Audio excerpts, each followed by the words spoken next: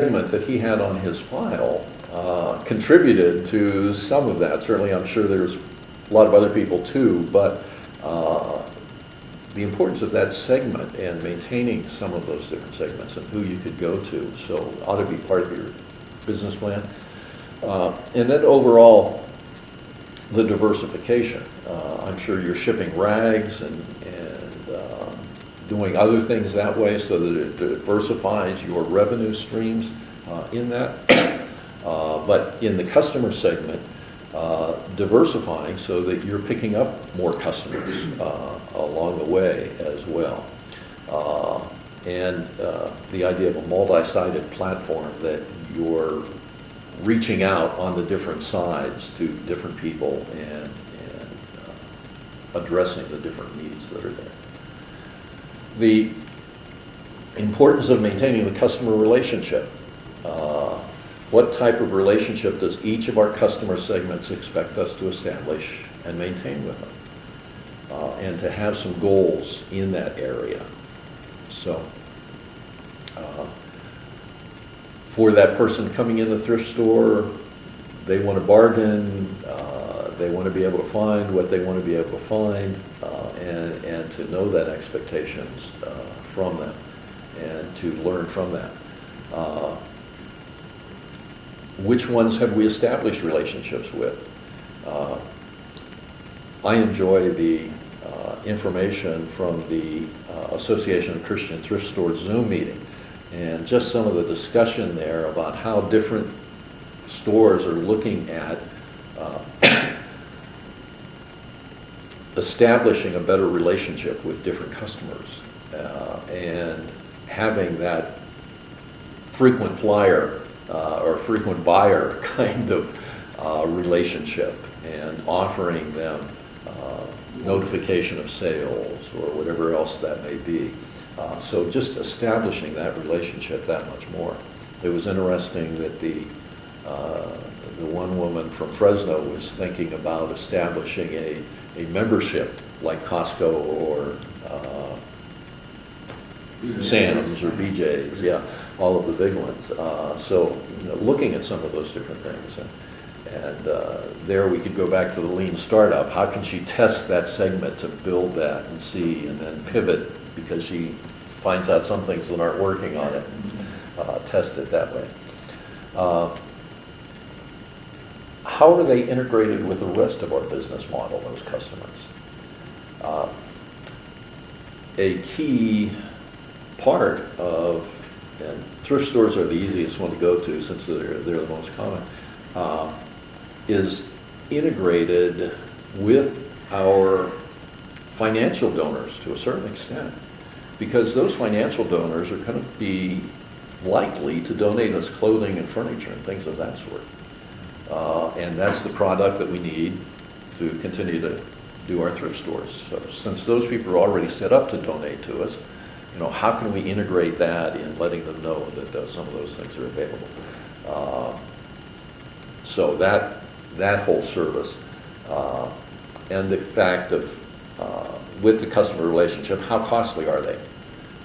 We know that it is easier to sell to somebody that we've already sold to versus trying to get a brand new customer in.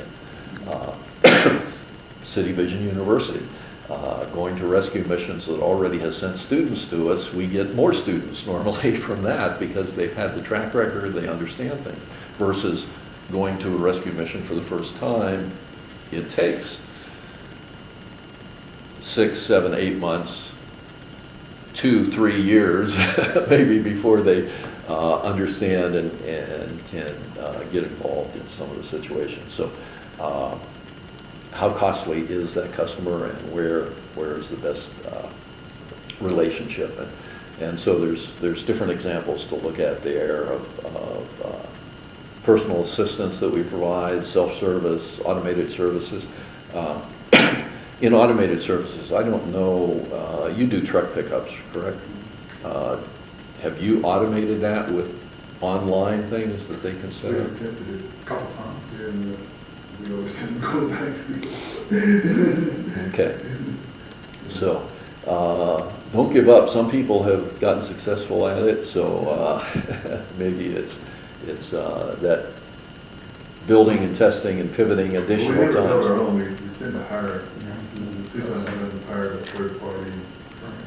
Right now, they can go to our store website and sign up for pickup. So we do have that part of an online presence. Okay. But mostly it's, you're right, you can't schedule it. It creates an email to a person we need to call. Yeah. Yeah. We're coming to a different day and age with the AI that's available. And it may be better. And so looking how that can be applied. In my preparations for presenting this seminar a little bit, I took my PowerPoint, put it into Notebook LM, asked Notebook LM to create a podcast for me, and then I listened to the podcast a couple times to these AI-generated people that went through my time for me and pointed out a number of things. They used a great illustration, which I forgot to use earlier on, when you're looking at that lean startup idea of building and testing and going around that loop. They use the idea of cooking a pot of soup. And you wouldn't put soup on a stove and never taste it to see, okay, is it salty enough or anything of that sort. And so that idea of collecting the data and the information is part of that tasting, and then, it needs more salt, and you learn from that, and you make the pivot, and so you know some of the things, or the pivot may come from the learning of the people saying, boy, I didn't like that soup, and it needed, or that soup would have been great, but if it just could have had, this or that, and so the next time. That lean idea of learning compared to doing some cooking. But the customer relationships that are involved here. Then there's the key activities that are common knowledge to you in the thrift stores, but if you're starting up a business of some other sort, you have to take a closer look at some of those key activities that relate to your value propositions and what they require. What are going to be your distribution channels? Thinking outside the box of other ways that you can distribute whatever that product or services are. Collecting furniture was one of the things that we did in Philadelphia at the 3 thrift stores that we had there. And one of the channels that we came up with of collecting some things was we ended up parking a truck at a church, and then that church had that designated Sunday for Sunday Breakfast Rescue Mission. And everybody was informed 2 months ahead that this was going to be the day, and so we saved on a great deal of gas by the people bringing things with them to church that Sunday morning and just loading it in the back of the truck. And certainly today the gas for your trucks is a major concern. So some of those distribution channels that work both ways on how we can get things out there. How we're going to develop those customer relationships is a key activity too. And looking at all of the avenues that we can have, whether it's that special shopper membership or whatever else it may be that we can develop, and that all affects our revenue streams. But in the key activities, production and problem solving, and the platforms and networks that we're working on are all a part to be written down too and put on that plan. Part of the idea of putting it in writing too is that it makes it a lot easier to share with your people. and they can see where you're going and what you're trying to accomplish. And they can feel more a part of it the more they understand. One of the challenges that I faced, we had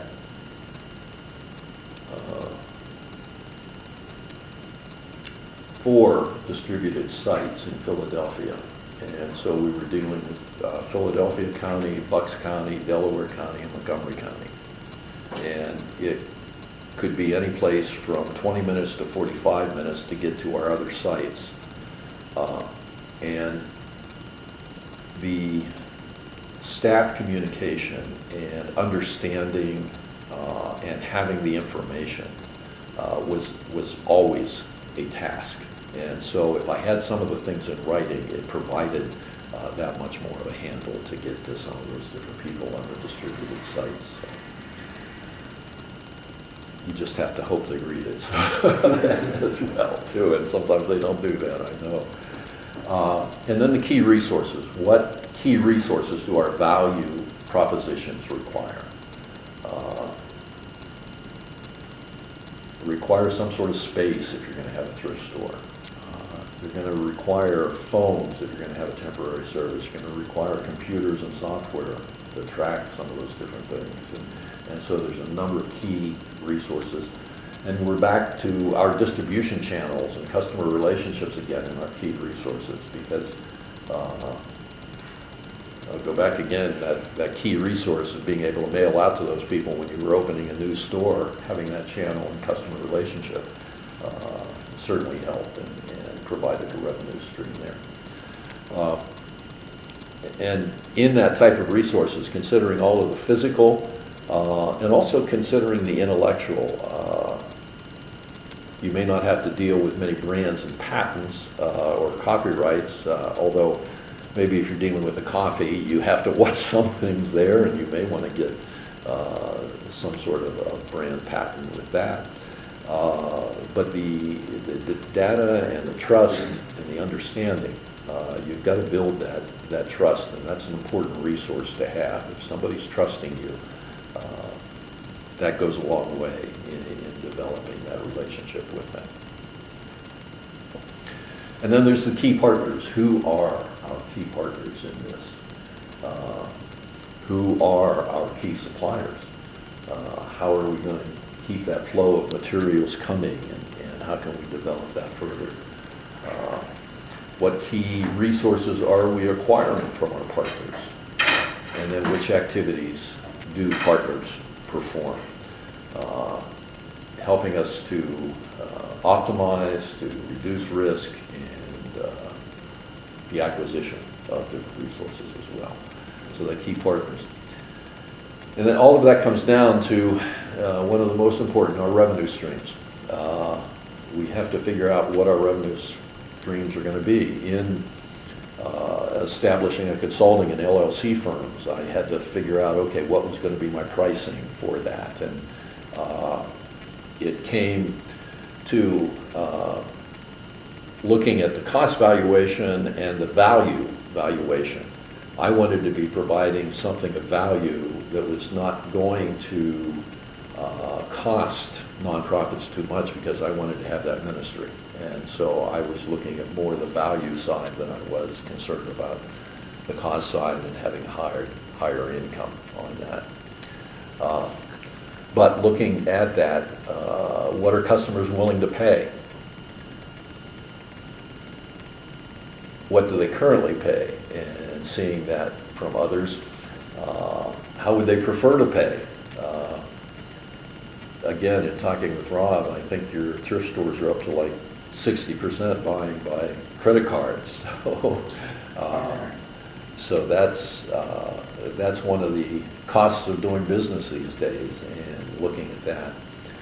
And then how much does each revenue stream contribute to the overall revenue? So looking at all of that aspects and the different types, and the fixed pricing versus dynamic pricing, and whether you're going to negotiate on any pricing of things.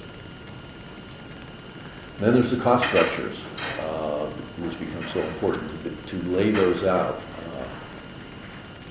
The one thing that we probably do put down in writing when we're looking at these social enterprises is our budget, and looking at where all of those costs are going to be as well as the revenues. So taking that, I won't beat that one to death, but you see the different points there in cost structures that have to be considered and looked at in all of those areas.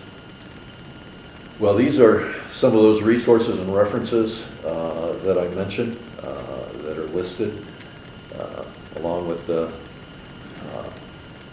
2 university courses that particularly go to this area. I would recommend, if you are going to look a little bit more at putting together a business model and a canvas, that website that I list there in the business model canvas has a lot of other tools and information in it. And the better... You're going to send us a slide there? Yes. Yep. All of this will come to you. And the better our tools are, the better our end product is. And that was my whole hope today, in just putting a couple more tools in your tool belt along the way. Very good. Any comments, questions, any discussion about anything? Yeah, you were talking about the little testing thing. We want to do an outlet store, so we open an outlet store in our current warehouse as a test. And the test is looking good. We just can't get the new building built yet. Yeah. But that's exactly what we do. And I guess some of the things on who could be our resources and customers for getting that new building built and doing some. Our biggest problem is the city. Okay.